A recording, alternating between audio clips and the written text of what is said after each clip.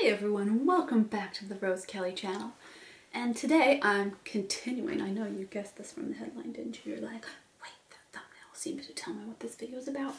Almost like she thought of it that way. Whoa, slow motion spy web. Today I'm continuing online dating stories, tips, tricks, hacks for parents that are dating. Single parents, don't be married and cheat. Don't do that. If you have an open relationship, that's totally different. But you know, man and women, be cool, don't cheat. I know men and women cheated equal amounts. Some people say women cheat more, but you know, all the stories I hear about cheating, interestingly enough, are about men. I've never heard a woman talk about that. Huh. Oh no, that's not true. I've heard men tell stories about women cheating on them, but I don't know if that's true. Interesting tidbit. So point being, if you're a single parent, that's an important part, these are my tips and tricks. So today is, I think, one of the most important topics for dating, whether you're a single parent or not, is learning how to ask for what you want. And I mean, that can be a whole variant, but in dating, that is, do you want to have kids? Do you want to get married? Do you want to live in a particular spot? Do you want to, you know, are you more frugal or do you want to spend lots? You know, how much time do you spend in Costco?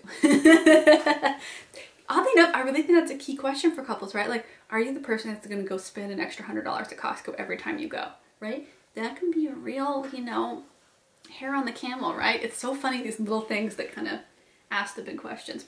So for me, and I know I've talked about this before, but for me, I'm in a place in my life, let's be honest, I've always been in this place in my life, but I'm especially at this place in my life where, you know, I want to get married, I want to have more children, I want to have a family, I want to be a work from home, stay at home mama.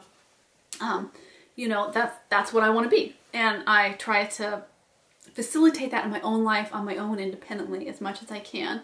But, you know, I can't force being in a relationship. I can't force meeting the right person, right? I just have to be available and open and emotionally secure and happy, I think, is a really important one in order to kind of let that in and let that person into my life, whoever that might be. So you have to ask those big important questions for yourself because you need to have deal breakers. And this isn't a list of things my date needs to have. He needs to be a certain amount tall, a certain eye color, she needs to be a certain weight, they need to have a certain degree. Those maybe are important to you, but you need to have the things that are absolute deal breakers. And for me, that has and continues to be, you know, do they want to get married? Do they want to have kids?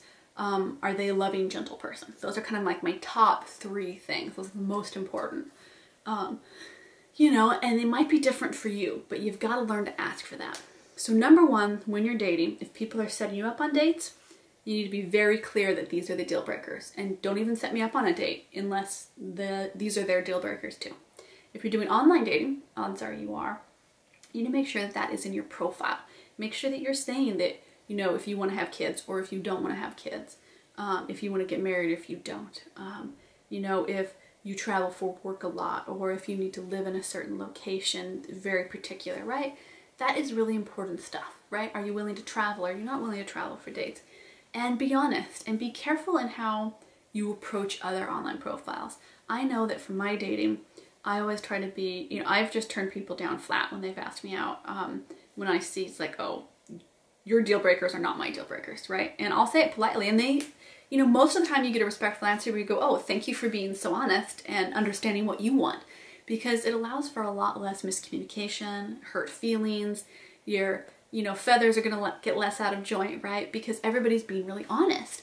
And they aren't wasting each other's time, they aren't being disrespectful. They're just respectfully saying, this is what I need, this is what I want. Is this what you need and want? Okay, then let's see how things go, right? But don't let's see how things go knowing that they're gonna go downhill real fast, right? That's always important. And I know I've been in situations where I'm like, maybe they'll change their mind. People do not change their mind. They don't change their personalities. If you are really upbeat and you love life and you have rose-colored glasses on, you're gonna have a hard time being in a relationship with somebody that's like, we're all screwed, it's a hall of broken mirrors, what? Oh my God, doom. Oh, I've had some people tell me, I've never had enough children. Look at the way politics are now. Oh, the world's a doomed environmental disaster. And I was like, oh man, aside from the kids thing, just your perspective on the world is so down and so different than mine. that who wants to live with them. So make sure that you know what you want and you know how to ask for it. And it is as simple as asking for it and stating what you need. And I know that can seem overly simplified, but it's not. It is amazing how much happier your life is when you are authentically you and when you state who you are. And that doesn't mean that you always know the answer. There are some things that you have to discover. What are your limits? What are your desires? What are some deal breakers you didn't even know you had? And that's okay if during the process you discover things about yourself. That's great, that's awesome. But just before you go into the dating world, make sure that you have a couple important things outlined, and that can be really valuable. It doesn't take a ton of time, it doesn't, take you any money, it doesn't take you all that much effort, it just takes you some time with yourself, right? And that can be hard to get as a parent, right? But even if you're just driving your kids to school, it can be that time where you're thinking, like, what do I really want? Where do I see my life in 10 years if I have a partner? And that's a really important question. So hey, stay motivated. I know online dating is a hellhole of terror, but you can absolutely do it. You can find that soulmate. They'll get sent around to you just at the right moment when you get sent around to them. And I remind myself of that whenever I go, oh my God, if I have to reply to one more email and go on one more god-awful coffee date, I will just gnaw my arm off. And then I remember, it's the journey, right? The destination will get there.